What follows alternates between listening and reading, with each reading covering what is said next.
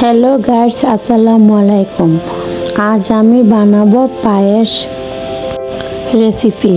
So আপনারা আমার সাথে থাকেন। Let's go.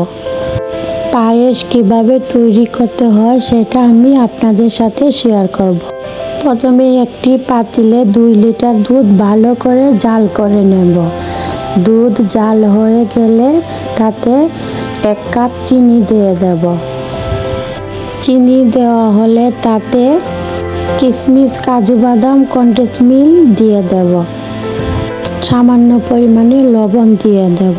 লবণ দেওয়া হলে ভালো করে নেড়ে দুধটুকু জাল করে নেব।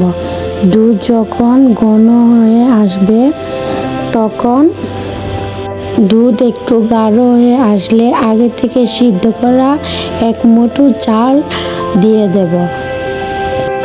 তারপর ব্লেন্ড মেশিন দিয়ে ভালো করে ভেঙে নেব। ভালো করে ভাঙা হয়ে গেলে তারপর অবিরত নাড়তে থাকবো। তারপর কয়েকটি এলাচ দিয়ে দেব।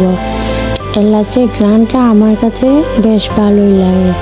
আপনারা চাইলে এটা অপশন করতে পারেন। তারপর আস্তে আস্তে নেড়ে ঘন করে নেব। যখন এভাবে ঘন হয়ে আসবে তখন পায়েসটি নামিয়ে নেব।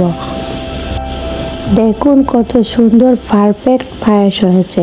আপনি চাইলে আমার রেসিপিটি ফলো করে এভাবে পায়েস তৈরি করতে পারেন।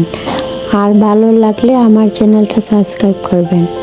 আল্লাহ হাফেজ। দেখেন কত সুন্দর পারফেক্ট পায়েস হয়েছে। আপনারা দেখলেই বুঝতে পারবেন পায়েসটি কেমন হয়েছে। আপনারা চাইলে বাসায় রান্না করতে পারেন।